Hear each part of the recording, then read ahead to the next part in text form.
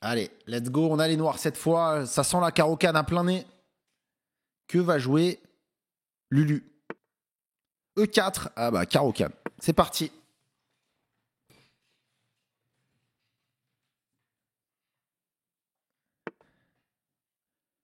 Alors, je rappelle, aux échecs, allez, un peu de pédagogie. Aux échecs, ce qui est important, c'est de mettre un pion au centre, là, contrôler le fameux carré magique de notre ami Julien Song. Il faut qu'on contrôle le carré magique, donc on met un pion au centre. C'est ce qu'on fait avec la carocane.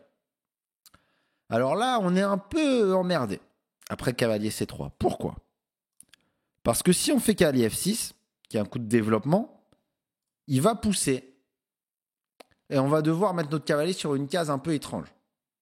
Ok, on ne pourra pas aller en E4 parce qu'il va prendre et on va avoir un pion qui va être très très loin dans le camp de l'adversaire, qui va être dur à défendre. Ok. On n'a pas de case pour ce fou. Là, il se fait manger, là, il se fait manger. En fait, on n'a pas de coup utile et si on met le cavalier en D7, on bloque notre fou. Donc, en fait, là, ici, on va concéder aux blancs l'avantage d'espace au centre. Les blancs ont un pion dans le carré magique et pas nous. Mais, est-ce qu'on a complètement abandonné le centre? Non, le pion C6 continue quand même à contrôler ici. Et on va rejouer fou F5. J'attaque le cavalier, la même partie. Ben voilà, parfait, HeroLink. Ça, c'est bon signe, HeroLink, qui dit j'ai jamais joué la carocane, mais j'arrive à trouver la théorie. Ça, c'est bon signe. Ça veut dire que l'ouverture, elle te convient bien. Ok, pas le fou D3 qu'on a eu, mais cavalier G3. Donc là, on recule le fou. Et ça, c'est une règle que je vous donne. Un fou est toujours très bien à 2 cases d'espace d'un cavalier. Parce qu'il domine toutes les cases où le cavalier pourrait aller. Ok. Alors là, tout à l'heure, avec les blancs, on avait joué H4, qui est le coup de la théorie. Cavalier F3 serait très normal. Les autres coups sont un peu moins logiques. Il y a cavalier H3 pour venir. Ok, mais ça, c'est un peu. Je vous en parle pas pour l'instant. Alors là, très important, et on développe notre théorie de la carocane. Attention, dans la carocane, on ne veut pas laisser les blancs s'en prendre à notre fou aussi facilement là. Donc on ne va pas jouer cavalier F6 parce qu'on va se prendre cavalier E5 et on va perdre notre fou. Donc on va jouer cavalier D7. On développe d'abord ce cavalier. Alors on ne pourra jamais le mettre en C6 a priori, donc on le met en D7. Maintenant, si le cavalier vient E5, vous avez compris, on va prendre, puis on prend, on va même échanger les dames et déroquer le roi blanc. Fou D3. Ok, très intéressant. Alors, là, il y a une chose à savoir. Encore une règle d'or à ajouter à votre carnet de notes. Aux échecs, dans l'ouverture, on essaye de faire en sorte que les échanges, donc les échanges de pièces, donc là, l'adversaire qui propose un échange, l'échange de pièces développe nos pièces à nous et pas les pièces de l'adversaire. Donc, je suis pas trop chaud pour faire fou prend et lui sortir sa dame. Alors, vous allez me dire, oui, mais la dame, il ne faut pas la sortir dans l'ouverture. Ok, mais la dame en D3, elle sera bien. Elle ne pourra pas être attaquée facilement, donc je ne veux pas. Par contre, si lui venait à me prendre un jour, je pourrais faire H prend. Alors ok, j'ai un peu endommagé ma structure parce que j'ai les pions doublés, mais j'ai activé ma tour. Donc essayons de trouver un coup utile. Ok, cavalier F6. Pour commencer, moi sur la chaîne facile, du coup je vous recommande, avec les blancs sur E4-5 italienne, avec les noirs sur E4 carocane. Avec les noirs sur D4 Magnus Queen's Gambit, que j'aime beaucoup. Je trouve que c'est très simple pour les débutants. Ok, alors, petit roc. Qu'est-ce que vous joueriez à ma place? Bon, bah, il faut finir le développement. On a un fou qui joue pas, donc là, E6. Salut, Apéris, comment ça va? Bien vu, Totov. Si, Danox, tu peux éviter la catalane. C'est possible d'éviter la catalane. Mais. Alors, fou prend G6. On va faire H prend, évidemment. On reprend toujours vers le centre avec les pions. Pourquoi? Parce que là, le pion H, il contrôle qu'une case de l'échiquier, mais quand il vient en G6, il en contrôle deux. Donc, d'une part, on a amélioré la tour, mais en plus, le pion est plus fort ici.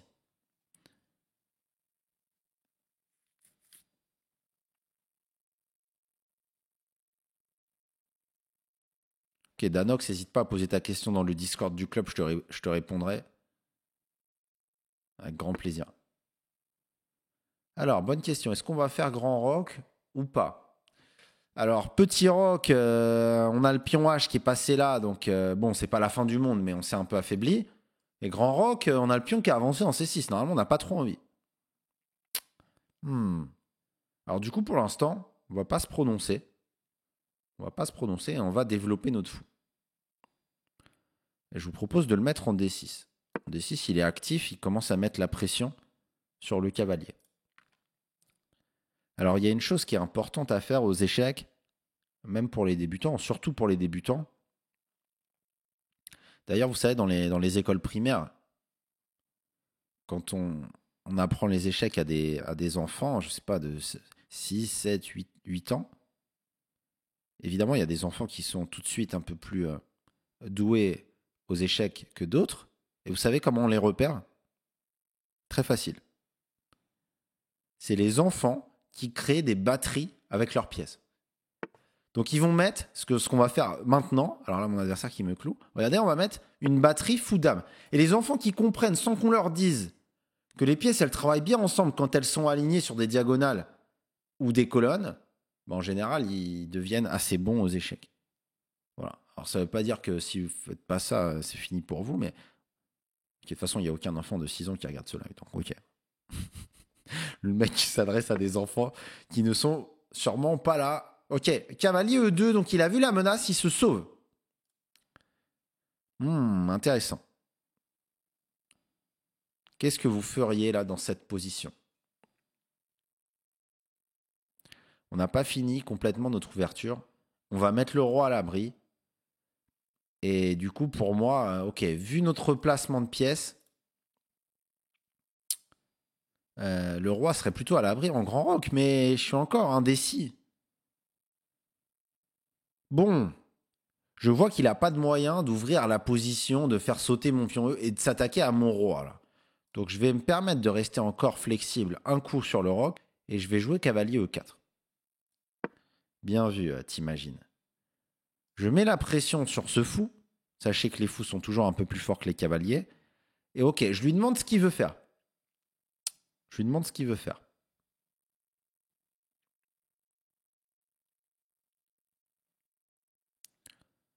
Donc cavalier G4, Zarathustra, c'est un piège.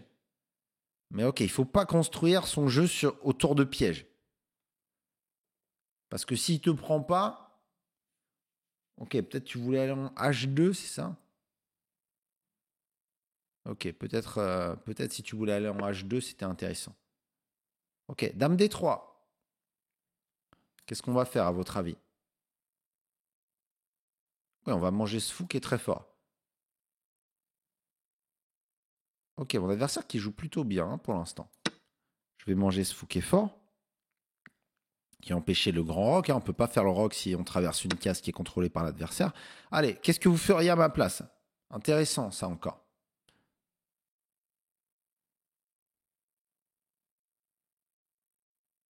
Qu'est-ce qu'on fait? Il faut améliorer nos pièces qui ne sont pas bien placées. Le problème, c'est que je ne peux plus faire grand roc à cause du pion F7. Je vais essayer de virer ce cavalier là qui m'embête. Tour H5. Bien joué, Paolo.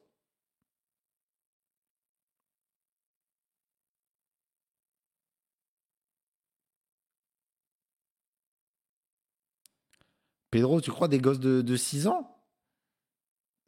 J'ai dit 6, 7, 8 ans. Non, j'espère que les parents ils laissent pas les enfants de 8 ans regarder mon live quand même.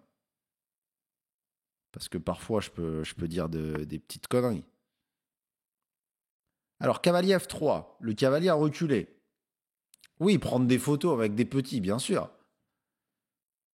Ah, peut-être que. Mais je pense que le mieux à faire pour les parents, c'est peut-être de sélectionner les vidéos YouTube qu'ils peuvent montrer à leurs enfants en les visionnant en amont pour être sûr que j'ai pas.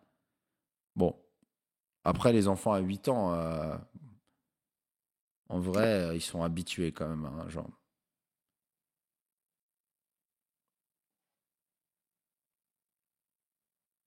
Alors, il a peut-être raté un coup tactique. Waouh, bravo, bravo. Qui a dit ça dans le chat? Bien joué à tes souhaits. Cavalier prend E6, c'était extrêmement fort. Ça, c'était une erreur, tour H5. Eh ben, vous voyez, c'est magnifique parce que j'ai voulu faire un peu le malin, retarder le roc. Et en fait, j'aurais pu me faire punir après tour H5. Il aurait pu jouer cavalier prend E6. J'aurais dû faire pion prend E6 et dame prend G6, échec, gagne la tour. Et ça, c'est... je paye le fait de ne pas avoir mis mon roi à l'abri. Heureusement, mon adversaire n'a pas vu. Wow, on a eu chaud. Ok, qu'est-ce qu'on fait maintenant? Alors là, ça va être intéressant. On est, à votre avis, le plan, je ne veux pas vous spoiler. Salut Anthony. Le plan, c'est quoi, les amis? Dites-moi, en français, hein, pas des coups, le plan, en français. En 2 mots. Ça fait 4 mots, French Baguette. Mais je l'ai dit après. Le plan en 2 mots.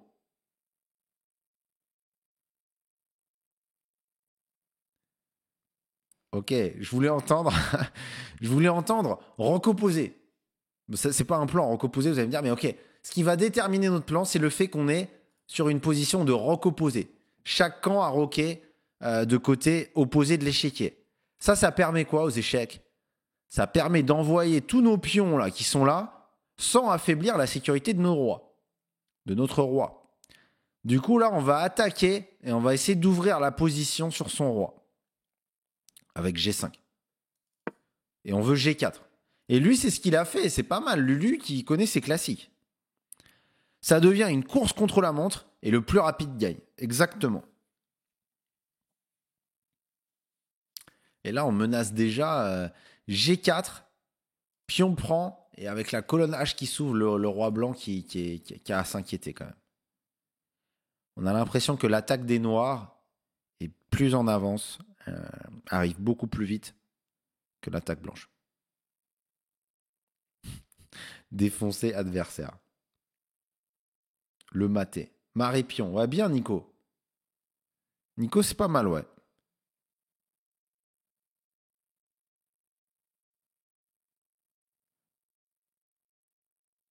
Attaque minorité. Ouais.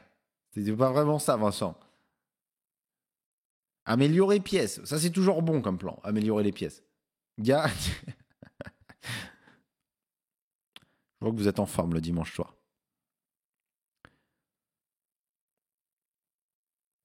Bon, bah là, Lulu, qui joue très bien. Hein, 743, je sais pas. Chesscom, c'est vraiment dur d'avoir un gros classement de Chesscom.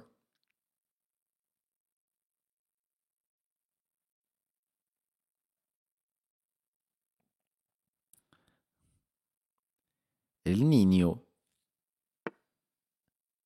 Alors, pion C4. C'est bien joué. Bon, Lulu qui m'impressionne. Lulu qui m'impressionne, elle veut faire C5, de ce que je comprends, et moter cette batterie-là. Ça s'appelle une batterie aux échecs. 2 pièces qui travaillent ensemble sur la même diagonale, j'ai déjà dit. Ok, mais là, les amis, qu'est-ce qu'on fait? G4. On ouvre la position. Alors là, on s'en fout de perdre un pion. Hein. Le matériel, c'est le cadet de nos soucis en roc opposé. Ce qu'on veut, c'est ouvrir le roi adverse le plus vite possible et mater. Non, Perella, G4, direct, agressif. En roc opposé, il faut aller vite.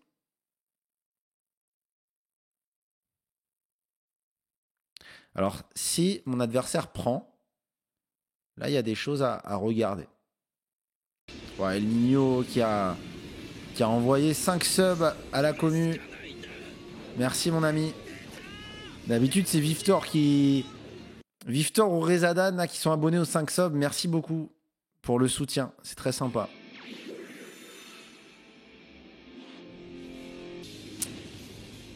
Alors, qu'est-ce qu'on fait? C5, on a le fou d'attaquer. Alors, comment on fait dans une position pareille pour jouer? Un peu de calcul. Je vais vous montrer comment on doit calculer aux échecs. On ne doit pas calculer d'abord fou E7, replier le fou par exemple. Ça, c'est une connerie. On ne doit pas faire ça. Le premier coup qu'on doit calculer, c'est... Alors, les échecs. Ça donne rien malheureusement. Fou H2, cavalier prend H2. Merde. Il se passe rien. Ok. Les prises ensuite. Échec, prise ensuite. On regarde ça. Prise. Il prend D6. Alors là, si on prend le cavalier là-bas, on va perdre la dame. Donc c'est un peu con. Donc prise. Prise en D6. On récupère en D6. Mais il prend avec la dame. Et on n'a pas réussi à ouvrir son roi. C'est un peu chiant. Alors, vu les circonstances, on peut chercher d'autres coups. Et effectivement, vous avez trouvé dans le chat, il y a un très fort coup ici. Et ça vient d'un signal faible. Alignement tour dame sur cette colonne. Ouais, mais il y a des choses entre la tour et la dame. Oui, mais regardez. Cavalier prend C5. Attaque la dame, donc j'ai sacrifié une pièce. A priori, les blancs vont reprendre. S'ils prennent pas, bon bah on est très heureux, on peut prendre au prochain coup. Donc là, les blancs vont prendre, a priori. Est-ce que vous avez vu la suite de la combinaison?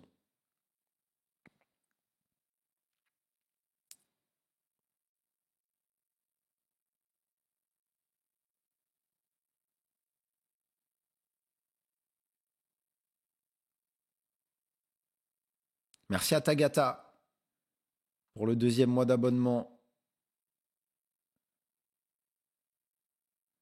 Ah, Medox, quand il faut chercher à tenir un avant-poste, j'en parlerai quand ça se présentera dans une partie. Parce que là, pour l'instant, c'est pas vraiment au cœur de la discussion dans celle-là. Alors, il a décalé sa dame. Donc là, on y va, non? On prend le cavalier, hein, on va le prendre quand même un jour. Alors oui, du coup, pardon. Je vous montre à l'analyse ce qui se serait passé sur la prise, mais c'était fou H2 échec et on gagne la dame. Et on a perdu 2 pièces mineures et on gagne la dame, donc on a gagné du matériel. Ok, qu'est-ce que vous feriez ici, dans cette position? Très haut noir, là c'est un peu de tactique facile pour vous les débutants. On attaque le cavalier, mais on a le fou d'attaquer, merde. Ah, et là, les coups intermédiaires, paf, échec. Toujours regarder les échecs, les prises, les menaces. Les échecs d'abord. Échec, il bouge le roi. Et je prends le cavalier. Et j'ai pas perdu mon fou. Ok. Alors là, je vois qu'il attaque ma dame. Je vais accélérer un peu. Je vais manger ce pion, pourquoi pas. Ouais, t'as raison, Shogi. Ça pourrait être une idée super intéressante. De faire une simultanée. Mais simultanée, ce qui est pas facile, c'est que comme tu switches d'un échiquier à l'autre, j'ai déjà fait une fois. À chaque fois, tu dois réexpliquer des choses de la position. Je sais pas si tu vois ce que je veux dire. Alors, s'il y a des gens qui rejoignent le live. Mais après, je pense que ça serait sympa. En plus, ça permettrait de jouer pas mal de gens. On pourrait envisager une simultanée, ouais. Salut Coco. Salut Sol Carlus. Ça existe au Shogi, les simultanés? Alors, il nous reste 1 minute. L'adversaire a une tour très dangereusement placée sur notre 7e rangée. Heureusement pour nous, on arrive en premier là sur le roi. Alors qu'est-ce que vous feriez? Il y a plusieurs options. Cette tour, elle fait pas grand-chose. Attention, je viens de voir ça, j'ai failli oublier. Ok, donc on va forcer les coups. Et ça, c'est un conseil qui va vous aider. Aux échecs, essayez toujours de forcer la réaction adverse. Ça, je l'ai appris à 29 ans. J'en ai 30. J'ai bientôt 31 ans d'ailleurs, putain. Là, le temps passe tellement vite en ce moment. Ok. Échec, on va jouer une petite finale. Mais alors, pas sûr qu'on va jouer une finale. Là, il y a un très fort coup. Je vous laisse mettre sur pause dans le chat. Je vous laisse 5 secondes. Comme tout à l'heure. Paf, tour G5. On coupe le roi. Menace de mat qui m'a l'air quasi imparable. Il faut que mon adversaire trouve tour F3. C'est pas facile pour pouvoir bloquer. Oh, le Silco qui est là. Le Silco qui a les bons réflexes.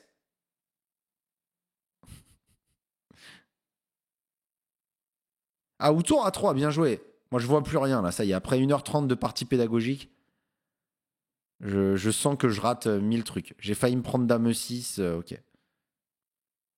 Merci encore, El Nino. Tour F3, c'est joué. Tour échec. Tour H3 va être joué. Et là, je vais vous montrer en vitesse accélérée comment on gagne une finale. On centralise le roi. On est très content que le roi adverse soit coupé. Ok. Maintenant, on va pousser notre pion passé. On veut faire dame.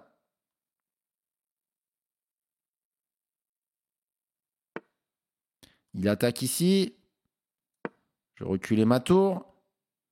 Les tours, elles sont très bien derrière les pions passés en général. Il faut le savoir. Mais ok, pour l'instant, je vais rester plutôt ici. Et là, hop, je suis prêt à sacrifier mes pions. Ce que je veux, c'est contrôler la case de 7 pour pas que sa tour puisse revenir défendre.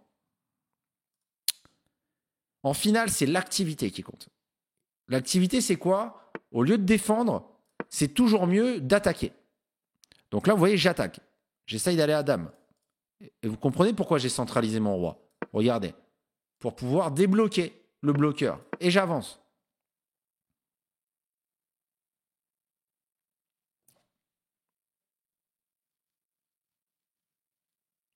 Lulu qui est incroyable.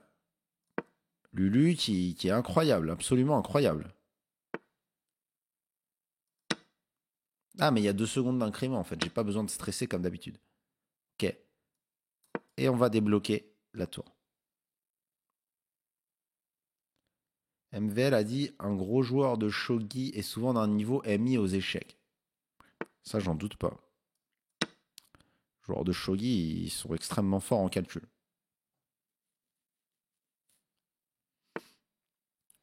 Ok. Et donc voilà, je suis prêt à faire dame.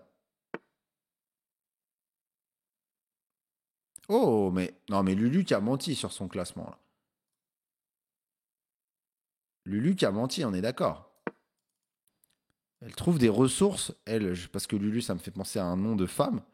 Mais oui, incroyable performance pour un joueur, une joueuse à 743. On veut recruter ce joueur dans mon club en ligne. Ah, c'est impressionnant.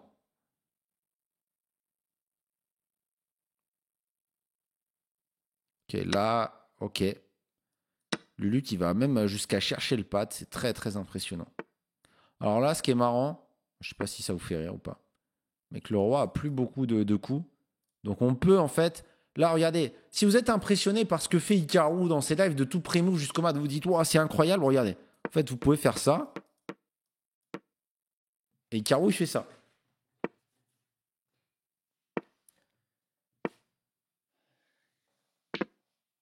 Ça, c'est ce que fait Hikaru. Vous pouvez aussi faire ça avec vos... Voilà, donc si vous voulez imiter Hikaru, vous pouvez faire ça.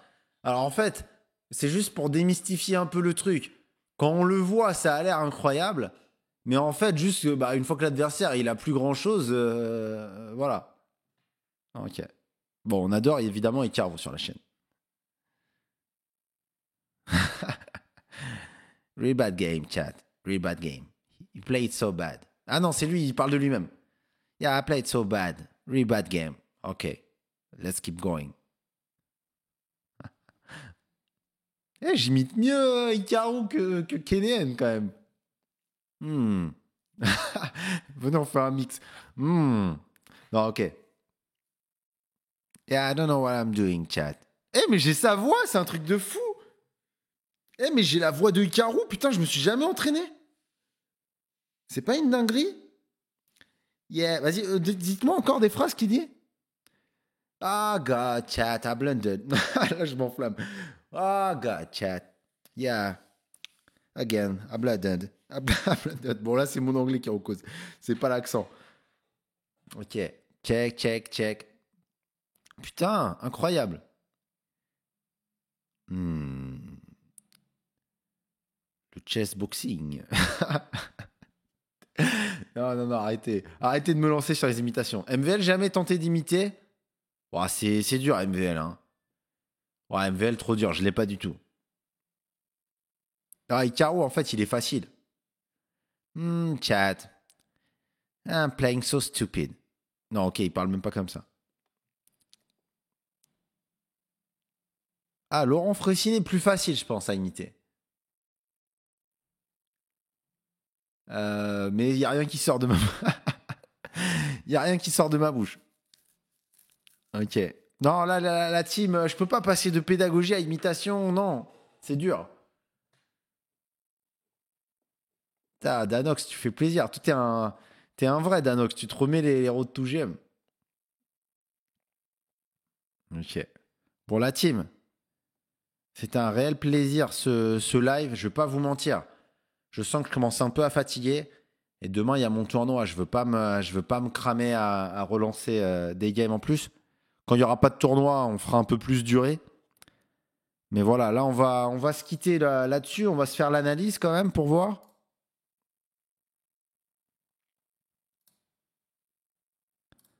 Ah, je suis désolé. Probablement, c'est un enfant que j'ai banni, mais ok.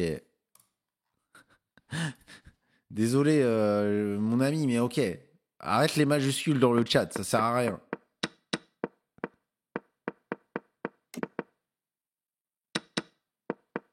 Ah, je suis vraiment malveillant. Ah, Silco, ça c'est vrai conseil de maman, on adore. Ah, tour H5, ah oui, quelle erreur. Là, j'aurais pu me prendre ça. Donc là, Lulu, t'as raté ça. Une belle tactique en deux, mais globalement, je trouve que t'as fait une partie assez monstrueuse, Lulu. En tout cas, pour un niveau 740, ça n'a rien d'un niveau 743. On va aller voir sur ton profil quel est ton vrai classement. Alors là, la tactique, les amis, c'était ça. Et paf, check, à la découverte et on gagne la dame. Ouais, je suis un monstre. J'ai banni un enfant. Ah, mais les enfants, c'est comme certains adultes. Hein. Il faut qu'ils apprennent. Il créera un compte, il ne mettra pas de majuscule. Espérons. Sinon, il peut mal le prendre et me pourrir dans mes prochaines vidéos. C'est possible. Tout est possible.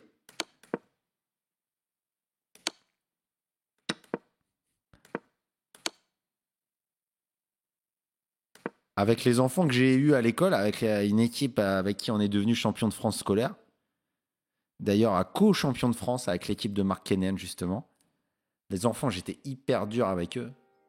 Et en fait, les enfants, ils aiment bien l'exigence. Ils aiment bien ça, en fait. Quand ils sentent que c'est parce que tu en attends beaucoup de leur part, il n'y a aucun problème. Bon, je vais pas faire, j'ai pas d'enfants, donc ok. Je m'arrête sur le sujet, les amis. Je veux pas dépasser mon domaine de compétences. Ok.